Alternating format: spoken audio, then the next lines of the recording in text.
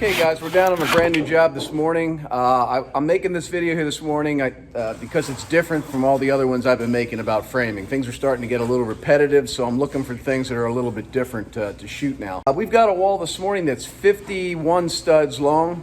We're gonna build it in one section. And the reason I'm showing you this video is it doesn't matter how long your wall is in your basement. You should really try to build it in the biggest sections that you can. That's why I'm always advocating to order 16-foot plates for your walls, not to try to buy a bunch of 8-footers, 10-footers. Don't do it.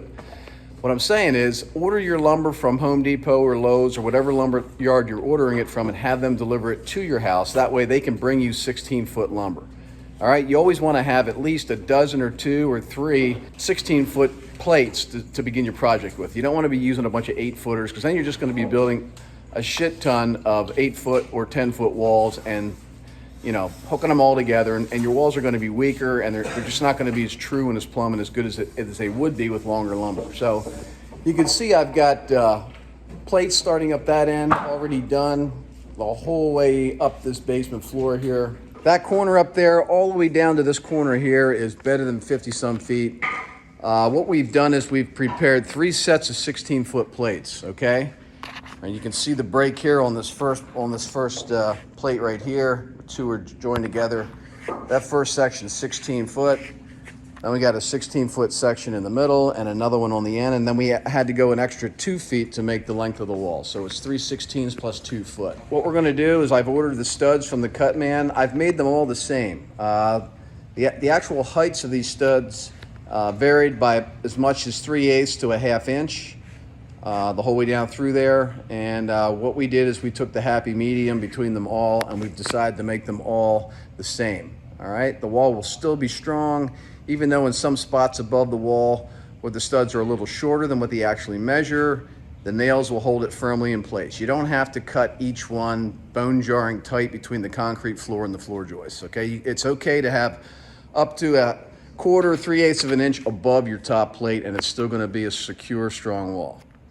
All right, so what we're gonna do is I've ordered the studs from the cut man. We've put the first 2 in position here. We're starting the wall down in this corner.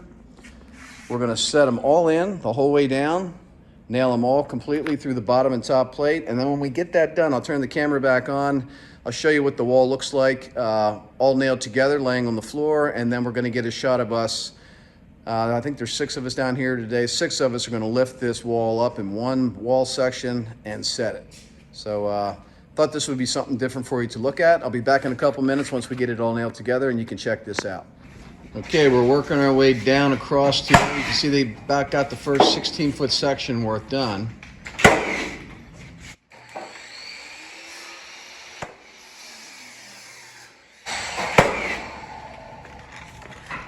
Now the reason there's 3 studs right here all nailed together, we have a wall coming off of this flat one right here out into the middle of the room. So we're putting the blocking in for the wall that's going to be coming off the exterior wall now, not later. We put all of our blocking in for all perpendicular interior walls when we're building the exterior walls, if that makes sense to you. All right, so we got about 34 more feet to go and we'll be ready to stand these up.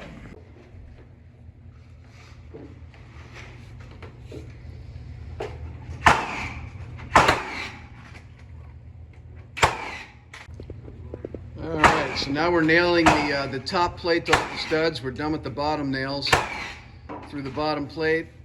So we're going back down the whole length of the wall and we're nailing we're securing the top plate to all the studs. And once we get that done, we're ready to stand her up.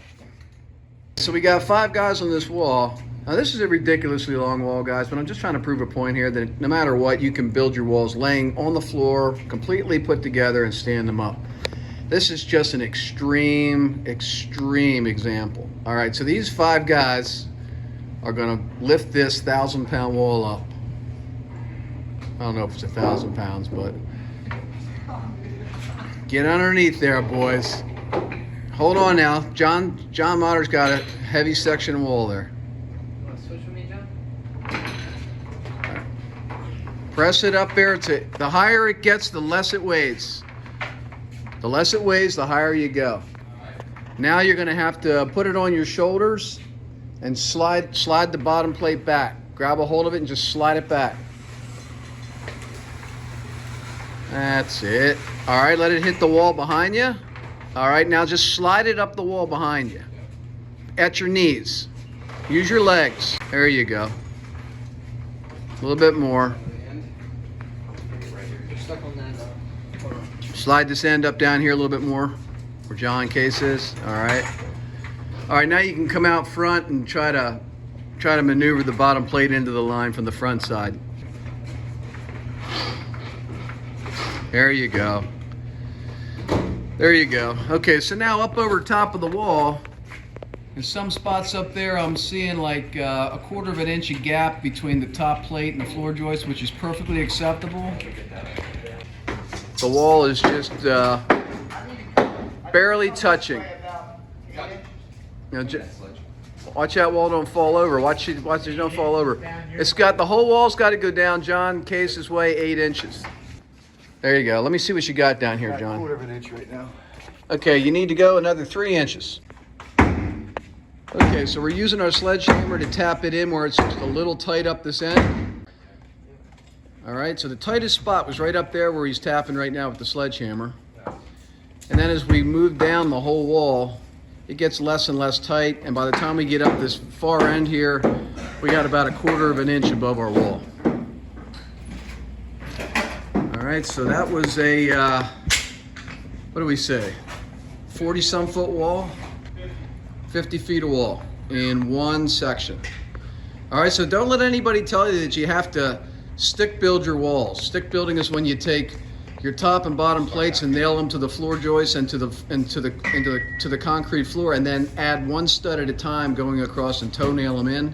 All right, that is not the way to build any type of wall, including basement walls. You want to build your walls completely built on the floor and then stand them up. All right, this was the best example that I could think of to prove my point. Okay, so there you go. There's 50 feet of wall, one wall section. It did take 6 guys. You're not going to be able to do that on the weekend with your wife if you two were building your basement together. But just think of it as, could you build one 16-foot section of wall, which is what most of the walls we built are, 16 foot or maybe a little more, but not much. You should be able to build 16 feet on the floor all day long in any situation. Now you may say, well, I got obstacles overhead. Well, I show you how to build around those obstacles overhead on the floor. All right, we manufacture the wall to go around those obstacles, and we still build it in one section and stand it up, and the top plate of the wall will go up and down to avoid those obstacles. And I'm going to show you another example of that here this morning, where we actually have an area where we're going to be going all the way up to the floor joist, and then it's going to drop down. You can see that end wall, when we build it, is going to have to go underneath that steel and then underneath that ductwork right beside the steel. And on this side, we're going to be still going right up to the floor joist. And I'm going to show you how we build that, what it looks like on the floor before we stand it up at the tail end of this video. So I just wanted to get this 50-foot wall in here first to show you that it is possible to build walls in any length in the basement, even 50 feet at one time. Okay, so here's this next wall I was just telling you about that we build in one section but 2 different heights. And you can see we've come down off of our main section of wall over here, which is going up to the bottom of the floor joist, okay? We drop down about 10 inches on this last section because we're going to be going under this piece of steel and this piece of ductwork here. Now this is a 16-foot section. These 2 16-foot plates complete. And we measured off that wall over there across until we got to the edge of the steel. And when we found that measurement, we pulled off that end of the wall, the same right here, and we cut the top plate right where the steel would be. And then we lowered it, okay? We lowered it so that this section of wall here is going to go up underneath the red piece of steel, all right? It's just going to miss it by about a 1/4 of an inch. I didn't cut it tight. So that's how you can build walls that are different heights in one section on the floor. It makes it so much easier, and it's so much stronger and straighter when it's done. All right, and there goes that wall up into position. All right, you can see the taller part of the wall goes right up to the bottom of the floor joist height. Nate, we're going this way then?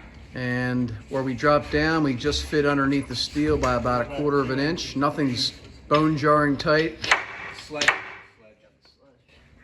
All right, so again, we built the 50-foot wall in one section, 50 feet long, and now we built a full 16-foot section right up and underneath the steel. Yep. Yep.